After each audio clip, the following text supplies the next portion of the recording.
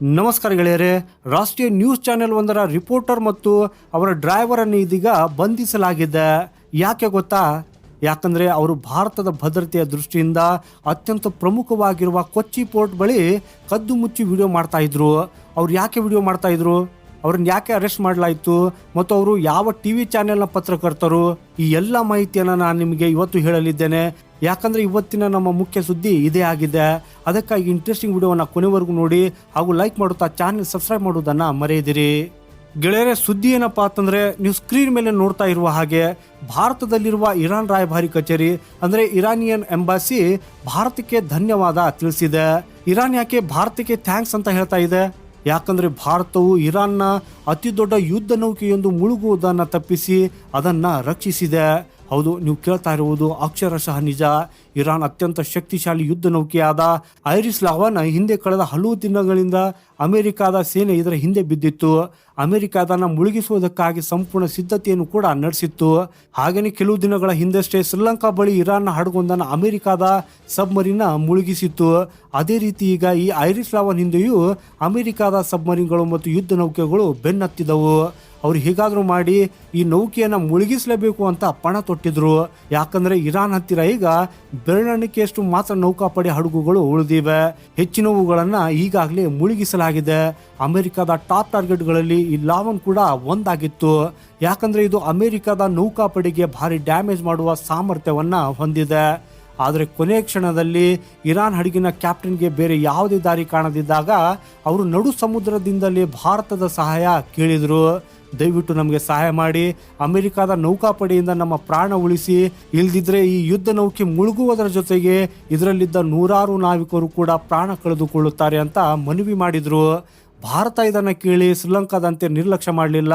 ಬದಲಿಗೆ ಭಾರತ ತಕ್ಷಣವೇ ನಮ್ಮ ಕೊಚ್ಚಿ ಪೋರ್ಟ್ಗೆ ಬನ್ನಿ, ಅದು ನಿಮ್ಮ ಲೊಕೇಶನ್ಗೆ ತುಂಬ ಹತ್ತಿರದಲ್ಲಿದೆ. ಒಮ್ಮೆ ನೀವು ಭಾರತದ ಸಮುದ್ರದ ಗಡಿಯೊಳಗೆ ಬಂದರೆ ನಿಮ್ಮನ್ನು ಯಾರು ಟಚ್ ಮಾಡಲು ಕೂಡ ಸಾಧ್ಯವಿಲ್ಲ ಅಂತ ಧೈರ್ಯ ತುಂಬಿತ್ತು. ಹಾಗೇನೆ ಅದು ಅದೇ ರೀತಿಯಾಗಿತ್ತು.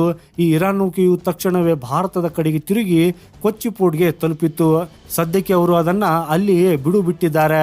ಭಾರತ ಅವರಿಗೆ ಸಂಪೂರ್ಣ ಭದ್ರತೆ ನೀಡ್ತಾ ಇದೆ ಮತ್ತು ನೌಕಾಪಡೆಯ ಪ್ರೋಟೋಕಾಲ್ ಪ್ರಕಾರ ಇರಾನ್ ನಾವಿಕರಿಗೆ ಎಲ್ಲ ಸೌಲಭ್ಯಗಳನ್ನು ಒದಗಿಸಲಾಗ್ತಾ ಇದೆ. ಅವರು ಭಾರತದ ಈ ಪೋರ್ಟ್ನಲ್ಲಿ ಇರುವವರೆಗೂ ಸಂಪೂರ್ಣವಾಗಿ ಸುರಕ್ಷಿತವಾಗಿರ್ತಾರೆ. ಆದ್ರೆ ಗೆಳೆಯರಿ, ಭದ್ರತೆಯನ್ನು ಉಲ್ಲಂಘಿಸುವ ಒಂದು ಯತ್ನ ಇಲ್ಲಿ ನಡೆಯಿತು. ಅದು ಹೇಗೆ ಗೆಳೆಯರಿ? ವರದಿಗಳ ಪ್ರಕಾರ ಭಾರತದ ರಿಪಬ್ಲಿಕ್ ಟಿವಿ ಅನ್ನೋ ನ್ಯಾಷನಲ್ ನ್ಯೂಸ್ ಚಾನೆಲ್ನ ಪತ್ರಕರ್ತ, ಕ್ಯಾಮ್ರಾಮನ್ ಮತ್ತು ಬೋಟ್ ಡ್ರೈವರ್ ಅನ್ನ ಕೊಚ್ಚಿ ಪೋರ್ಟ್ನ ಭದ್ರತೆ ನೋಡಿಕೊಳ್ಳುವ CISF ಪಡೆಯು ಬಂಧಿಸಿದೆ. ನಿಯಮಗಳ ಪ್ರಕಾರ ಕೊಚ್ಚಿ ಪೋರ್ಟ್ನ ಆ ನಿರ್ದಿಷ್ಟ ಪ್ರದೇಶವು ರಿಸ್ಟ್ರಿಕ್ಟೆಡ್ ಏರಿಯಾವಾಗಿದೆ. ಅಲ್ಲಿ ನಮ್ಮ ನೌಕಾಪಡೆಯನ್ನು ಹೊರತುಪಡಿಸಿ ಬೇರೆ ಯಾರಿಗೂ ಪ್ರವೇಶವಿಲ್ಲ. ಆದರೆ ಈ ತಂಡ ಬೋಟ್ ತೆಗೆದುಕೊಂಡು ಅಲ್ಲಿಗೆ ನುಗ್ಗಿ ಅಲ್ಲಿ ನಿಂತಿರುವ ಇರಾನ್ ಹಡಗಿನ ವಿಡಿಯೋನ ಮಾಡಿ ಜಗತ್ತಿಗೆ ತೋರಿಸುವುದಕ್ಕಾಗಿ ಪ್ರಯತ್ನಿಸಿತ್ತು. ಗೆಳೆಯರು, ಇದರಿಂದ ಯೋಚಿಸಿ, ಇರಾನ್ ಹಡಗು ಅಲ್ಲಿರುವುದನ್ನು ಖಚಿತಪಡಿಸುವುದಕ್ಕಾಗಿ ಅವರು ಮಾಡಿದ ಈ ಮೂರ್ಖತನದ ಪ್ರಯತ್ನದಿಂದಾಗಿ ಕೊಚ್ಚಿ ಪೋರ್ಟ್ನ ಭದ್ರತೆಯೇ ಅಪಾಯಕ್ಕೆ ಸಿಲುಕಿತ್ತು. ಒಂದ್ ವೇಳೆ CISF ಅವರನ್ನು ಬಂಧಿಸದೇ ಇದ್ದಿದ್ರೆ ಅಲ್ಲಿರುವ ನಮ್ಮ ಸೆನ್ಸಿಟಿವ್ ಪ್ರದೇಶ ಮತ್ತು ಸೇನಾ ಮೂಲ ಸೌಕರ್ಯಗಳ ಮಾಹಿತಿಯು ನಮ್ಮ ಶತ್ರುಗಳ ಕೈ ಸೇರುವ ಅಪಾಯವಿತ್ತು. ಹಾಗೇನೆ ಗೆಳೆಯರೆ, ಇದರಿಂದ ನೀವೇ ಒಮ್ಮೆ ಯೋಚಿಸಿ. ಕೊಚ್ಚಿ ಪೋರ್ಟ್ನ ಪ್ರದೇಶ ಸಂಪೂರ್ಣವಾಗಿ ನಮ್ಮ ನೌಕಾಪಡೆಯ ಕಂಟ್ರೋಲ್ನಲ್ಲಿದೆ. ಪಾಕಿಸ್ತಾನ ಮತ್ತು ಚೀನಾವನ್ನು ಎದುರಿಸುವುದಕ್ಕಾಗಿ ನಾವು ಅಲ್ಲಿ ನಮ್ಮ ಸೇನಾ ಇನ್ಫ್ರಾಸ್ಟ್ರಕ್ಚರ್ ಅನ್ನ ನಿರ್ಮಿಸಿದ್ದೇವೆ. ಈ ಪತ್ರಕರ್ತರು ಕೇವಲ ಇರಾನ್ ಹಡಗಿನ ವಿಡಿಯೋ ಮಾಡುವುದಲ್ಲ, ನಮ್ಮ ರಹಸ್ಯ ಸೇನಾ ನೆಲೆಗಳನ್ನ ಶತ್ರುಗಳ ಮುಂದೆ ಅನ್ವಿಲ್ ಮಾಡುವ ಕೆಲಸ ಮಾಡ್ತಾ ಇದ್ರು. ನಮ್ಮ CISF ಸಿಬ್ಬಂದಿಯ ಎಚ್ಚರಿಕೆಯಿಂದಾಗಿ ಇವರು ಸಿಕ್ಕಿ ಬಿದ್ದಿದ್ದಾರೆ. ಈಗಂತೂ ಅವರ ಕ್ಯಾಮ್ರಾ ವಶಪಡಿಸಿಕೊಳ್ಳಲಾಗಿದೆ. ಆ ವಿಡಿಯೋ ಫುಟೇಜ್ ಇನ್ನೂ ಹೊರ ಬಂದಿಲ್ಲ. ಹಾಗೂ ಸೇನೆ ಇವರ ಮೇಲೆ ಕಾನೂನು ಕ್ರಮ ಕೂಡ ಕೈಗೊಳ್ಳಲಿದೆ. ಸೊ ಇನ್ನು ಇರಾನ್ ಹಡಗಿನ ವಿಷಯಕ್ಕೆ ಬಂದರೆ, ಇರಾನ್ ಜನರು ಮತ್ತು ಇರಾನ್ ಬೆಂಬಲಿಗರು ಭಾರತದ ಈ ನಡೆಯಿಂದ ತುಂಬಾ ಖುಷಿಯಾಗಿದ್ದಾರೆ. ಭಾರತವು ಶ್ರೀಲಂಕಾದಂತೆ ತಮ್ಮ ಹಡಗನ ಮುಳುಗಲು ಬಿಡದೆ ರಕ್ಷಿಸಿದೆ ಅಂತ ಅವರು ಸಂತಸಗೊಂಡಿದ್ದಾರೆ. ಗೆಳೆಯರಲ್ಲಿ ಕೇವಲ ಹಡಗು ಅಷ್ಟೇ ಉಳಿದಿಲ್ಲ, 150ಕ್ಕೂ ಹೆಚ್ಚು ನಾವಿಕರು ಕೂಡ ಸುರಕ್ಷಿತವಾಗಿದ್ದಾರೆ.